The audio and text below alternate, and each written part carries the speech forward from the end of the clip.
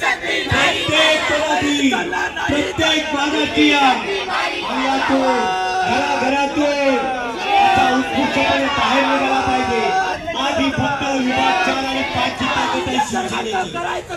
5 ताकदला होणारा मोर्चा पूर्ण महाराष्ट्रातून आहे आणि ही ताकद मराठी माणसांची 5 तारखेला दिसणार आहे। मैं जेवीए न्यूज से गीता पटेल। आज मैं हूँ कलेक्टर ऑफिस के सामने। यहाँ पे शिवसेना के जरिए एक बहुत बड़ा रैली निकल रहा है जहाँ पे मराठी भाषा को लेके बहुत सारा विरोध हो रहा है। आइए हम इस मामले में बात करते हैं। जी सर, आज के ये समारोह के बारे में कुछ बताइए कि किस बारे में ये रैली हो रही है। आज मराठी भाषिकांची ही रॅली आहे। महाराष्ट्रामध्ये मराठी ही सक्तीची आहे आणि ती असलीच पाहिजे, पण त्याच्यानंतर कुठच्याही भाषेची सक्ती इथे असणं आवश्यक नाही आहे। आजचं जे शासन आहे ते हिंदीची सक्ती करण्याचा प्रयत्न करते आणि त्याच्या विरोधात सगळं मराठी माणूस एकत्र आलेला आहे आणि जो आदेश काढलेला आहे म्हणजे GR म्हणतात त्याला, तो GR काढलेला आहे, त्या GRची आम्ही होळी करण्याकरता इथे एकत्र आलो। आप उस चीज का विरोध करते हैं? आम्ही त्या हिंदी भाषाचा विरोध करतो। आपको लगता है कि हिंदी भाषा को पहली प्राथमिकता नहीं मिलनी चाहिए जबकि मराठी होनी चाहिए?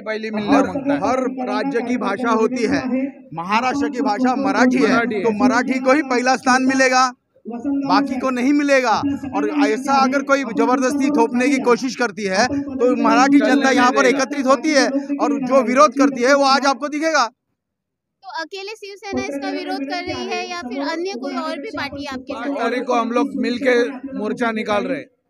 5 तारीख को उसमें कौन सी और पार्टी शिरकत? कोई पार्टी नहीं है, मराठी पर सभी मराठी मानुस आएंगे बस। अच्छा, मराठी के लिए ये मराठी का आंदोलन है, ये किसी पार्टी का आंदोलन नहीं है। तो ये इस सिलसिले में सर आप और कुछ कहना चाहते हैं?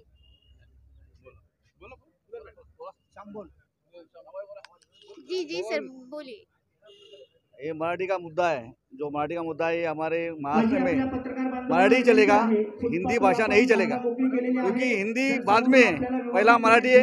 ये महाराष्ट्र है आणि मराठी माणसाची मराठी देश आहे आणि इथे मराठीच चालणार, इथे हिंदी भाषा चालणार नाही याचा आम्ही निषेध करत आहोत।